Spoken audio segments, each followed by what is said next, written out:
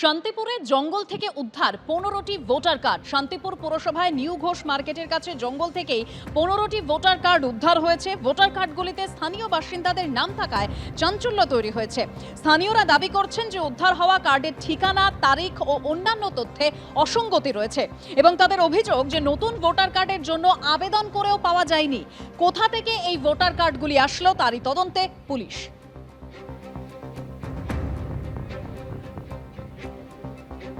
আরও বিপাকে বিধাননগরের প্রাক্তন তৃণমূল কাউন্সিলর দেবরাজ চক্রবর্তী। তার বিরুদ্ধে এবার দ্বিতীয় চার্জশিট পেশ করল পুলিশ।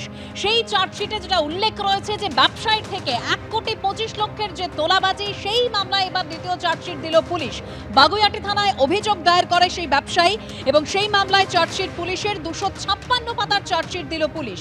1,25,00,000 টাকা তোলা দাবি করেন দেবরাজ চক্রবর্তী। বাগুইআটি থানায় এই মর্মে অভিযোগ দায়ের করেছিলেন ওই ব্যবসায়ী।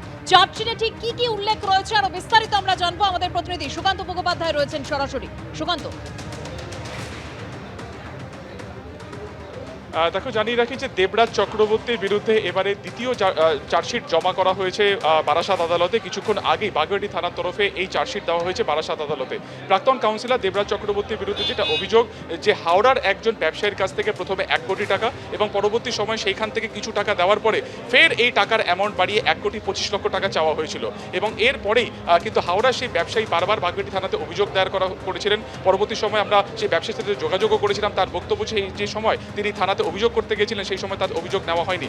পরবর্তীকালে পালা বদলের পরে তিনি ফের অভিযোগ দায়ের করেছিলেন এবং সেই অভিযোগের পরিপ্রেক্ষিতেই গত 1 জুলাই এই দেবরাজ চক্রবর্তীকে গ্রেফতার করা হয় এবং থানা সূত্রে খবর যে মোট 10টি এফআইআর দায়ের করা হয়েছে তার বিরুদ্ধে। এর আগে কিছুদিন আগেই কেষ্টপুরের একজন বাসিন্দা ব্যবসায়ী, যার বিরুদ্ধে মূল অভিযোগ ছিল বা সেই অভিযোগের ভিত্তিতে এই দেবরাজ চক্রবর্তীকে গ্রেফতার করা হয়েছিল, সেই মামলাতে ইতিমধ্যে চার্জশিট জমা দেওয়া হয়েছে। আজকে দ্বিতীয় এফআইআর করা বা দ্বিতীয় অভিযোগের পরিপ্রেক্ষিতে 256 পাতার চার্জশিট জমা দেওয়া হয়েছে 79 দিনের মাথাতে দেবরাজ চক্রবর্তীর বিরুদ্ধে। যেটা আমরা পুলিশ সূত্রে জানতে পারছি যে এই চার্জশিটে অর্গানাইজড ক্রাইম বা অর্গানাইজ সিন্ডিকেটের মাধ্যমে দেবরাজ চক্রবর্তী টাকা তুলতেন এমনটা উল্লেখ করা হয়েছে এবং এই চক্রের নেপথ্যে আরও অনেকে যুক্ত রয়েছে যার মাথা হিসেবে কাজ করতেন বা নিজের পদকে কাজে লাগিয়েছিলেন, রাজনৈতিক প্রভাব খাটিয়ে এই টাকা তোলাবাজি করেছিলেন প্রাক্তন কাউন্সিলর দেবরাজ চক্রবর্তী।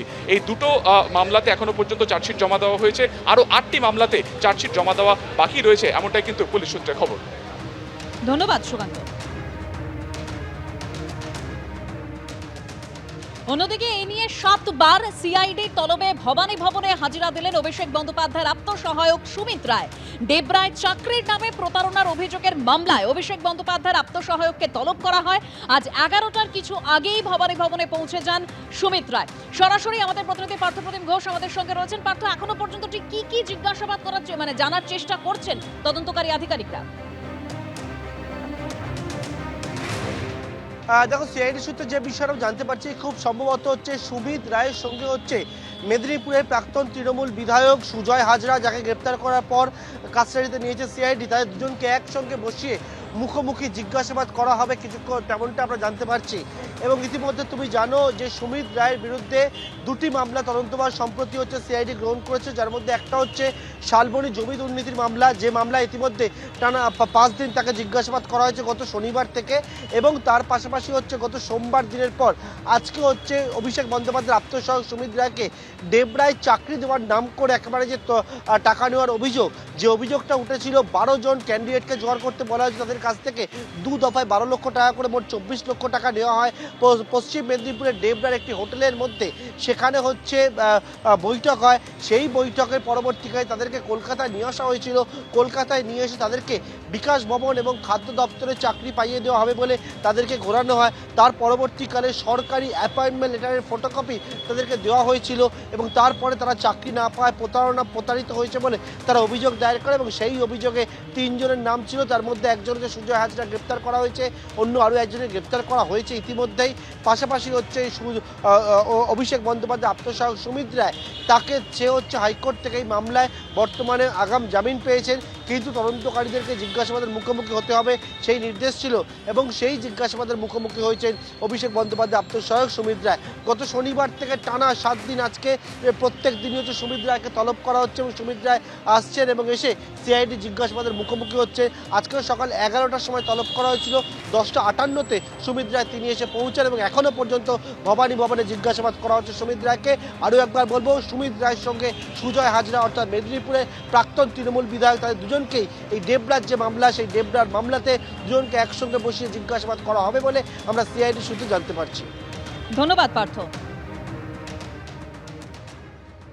একদিকে এই নিয়ে 7 বার সিআইডির তলবে ভবানী ভবনে হাজিরা দিলেন সুমিত রায়, অন্যদিকে আগামী বুধবার পর্যন্ত সুমিত রায়ের রক্ষা কবচ বাড়ল। সুমিত রায়ের আগাম জামিনের আবেদনের শুনানি বুধবার পর্যন্ত স্থগিত সুপ্রিম কোর্টে। সওয়ালে রাজ্যের আইনজীবী তুষার মেহতার সময় চাওয়ায় শুনানি মুলতবি সর্বোচ্চ আদালতের। তদন্তে সহযোগিতা করছি, 6 দিন ধরে সকাল 10টা থেকে রাত 8টা পর্যন্ত জিজ্ঞাসাবাদে হাজির হচ্ছি, আদালতকে জানালেন সুমিত রায়ের আইনজীবী। 19শে আগস্ট পরবর্তী শুনানির দিন নির্ধারিত করল সুপ্রিম কোর্ট।